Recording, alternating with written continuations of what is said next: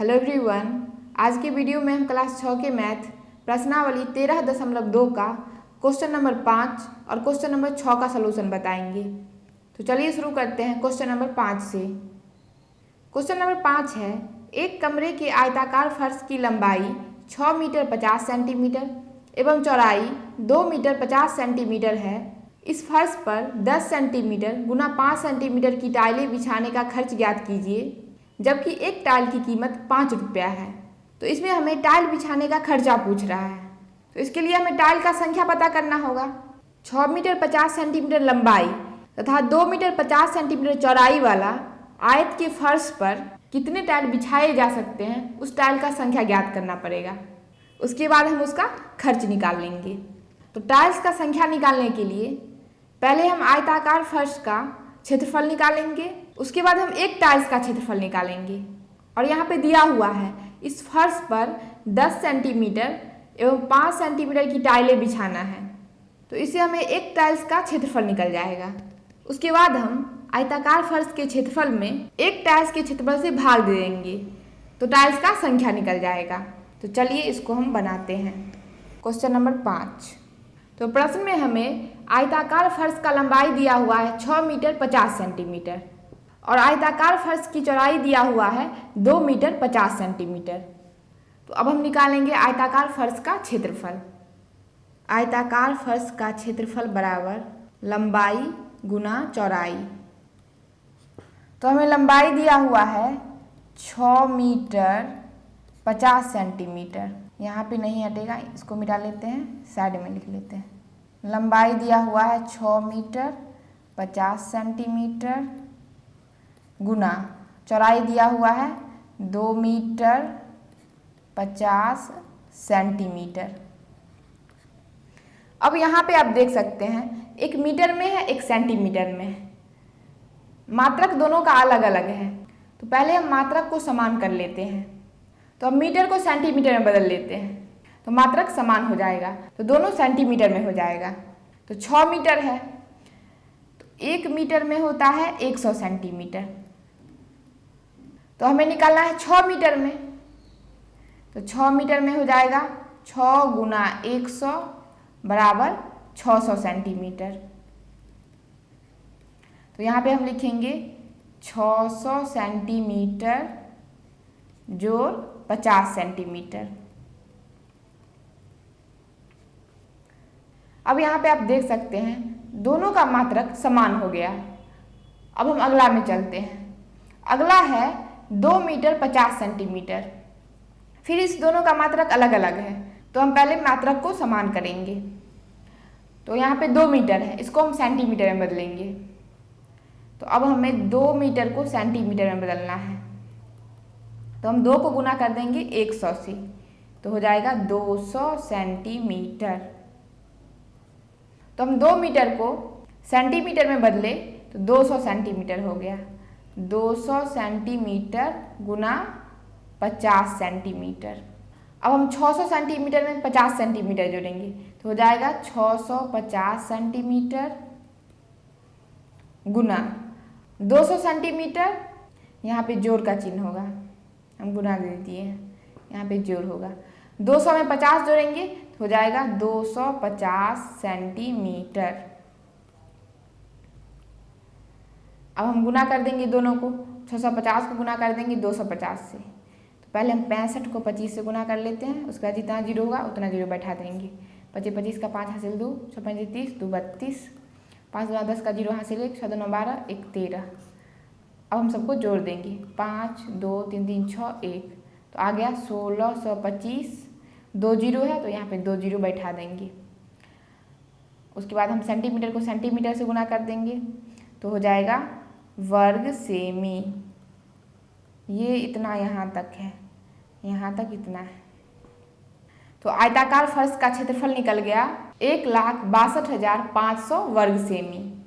अब हम एक टाइल्स का क्षेत्रफल निकालेंगे। टाइल्स का लंबाई दिया हुआ है 10 सेंटीमीटर। प्रश्न में टाइल्स का लंबाई दिया हुआ है 10 सेंटीमीटर और टाइल्स का चौड़ाई दिया हुआ है 5 सेंटीमीटर। तो टाइल्स का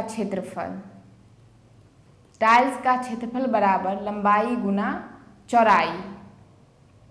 आयताकार है तो यहाँ पे हम लिख देंगे आयताकार। आयताकार टाइल्स का लंबाई और आयताकार टाइल्स का चौड़ाई और आयताकार टाइल्स का क्षेत्रफल। तो लंबाई है 10 सेंटीमीटर गुना चौड़ाई है 5 सेंटीमीटर। तो 10 पचे 50 वर्ग सेमी। एक टाइल्स का क्षेत्रफल निकल गया 50 वर्ग सेमी। अब हम टाइल्स का संख्या निकाल देंगे। दोनों का क्षेत्रफल निकल गया, अब हम टाइल्स का संख्या निकालेंगे। टाइल्स का संख्या बराबर आयताकार फर्श का क्षेत्रफल बट्टे आयताकार टाइल्स का क्षेत्रफल। आयताकार फर्श का क्षेत्रफल हम निकाले हैं 1,62,500 बट्टे, ये वर्ग सेंटीमीटर में है, वर्ग सेमी। और आयताकार टाइल्स का क्षेत्रफल निकला है 50 वर्ग सेमी बट्टे 50 वर्ग सेमी। एक जीरो से एक जीरो कट जाएगा। अब हम 5 से भाग देंगे। 5 से भाग देंगे तो 5 दिया 15, 6 में से 5 गया 1 2 12, 5 दूना 10, फिर 2 5 25, 25। उसके बाद एक जीरो बच गया तो एक जीरो यहाँ बैठा देंगे। तो टाइल्स का संख्या निकल गया 3,250। अब हम इसका खर्च निकालेंगे। आगे देखिए प्रश्न में क्या दिया हुआ है। तो आगे प्रश्न में दिया हुआ है एक टाइल की कीमत 5 रुपया है। एक टाइल का कीमत दिया हुआ है 5 रुपया। तो हमें निकालना है 3,250 टाइल की कीमत। तो हम लिखेंगे चूंकि एक टाइल्स की कीमत 5 रुपया है, 3,250 टाइल्स की कीमत बराबर 3,250 गुना 5।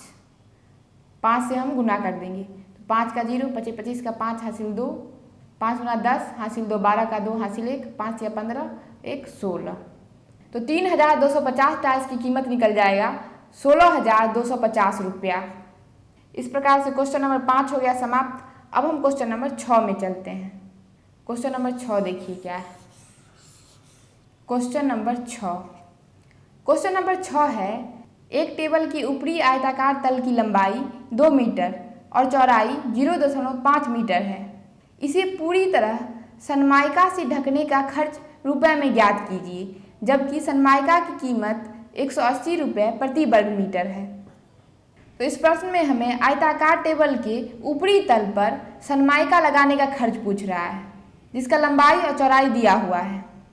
तो इसके लिए हम आयताकार टेबल के ऊपरी तल का क्षेत्रफल ज्ञात करेंगे। लंबाई चौड़ाई दिया हुआ है तो हम क्षेत्रफल निकाल लेंगे। तो आयताकार टेबल की ऊपरी तल की लंबाई दिया हुआ है 2 मीटर और आयताकार टेबल की ऊपरी तल की चौड़ाई दिया हुआ है 0.5 मीटर। तो हम आयताकार टेबल के ऊपरी तल का क्षेत्रफल निकालेंगे। तो आयताकार टेबल का क्षेत्रफल हो जाएगा लंबाई गुना चौड़ाई। लंबाई है 2 मीटर गुना चौड़ाई है 0.5 मीटर। 2 को गुना करेंगे 0.5 से तो 5 गुना 10 और दशमलव के बाद 1 अंक है तो 1 अंक पहले दशमलव देंगे और दशमलव के बाद 0 का कोई वैल्यू नहीं होता है तो हम लिख देंगे 1 और मीटर को मीटर से गुना कर देंगे तो हो जाएगा वर्ग मीटर। तो आयताकार टेबल के ऊपरी तल का क्षेत्रफल निकल गया 1 वर्ग मीटर। अब हम इसका खर्च निकाल लेंगे। तो खर्च देखिए कैसे निकालना है। प्रश्न में देखिए कैसे दिया हुआ है। प्रश्न में दिया हुआ है सनमाइका की कीमत 180 रुपये प्रति वर्ग मीटर है, यानी कि 1 वर्ग मीटर सनमाइका लगाने का खर्च 180 रुपया है और हमें आयताकार टेबल का क्षेत्रफल कितना निकला है 1 वर्ग मीटर। तो हम 1 वर्ग मीटर को गुना कर देंगे 180 से तो इसका खर्च निकल जाएगा। तो हम लिखेंगे 1 वर्ग मीटर सनमाइका लगाने का खर्च बराबर 1 गुना 180। तो 1 को 180 से गुना कर देंगे तो हो जाएगा 180। तो 1 वर्ग मीटर सनमाइका लगाने का खर्च निकल जाएगा 180 रुपया। इस प्रकार से क्वेश्चन नंबर 6 हो गया समाप्त।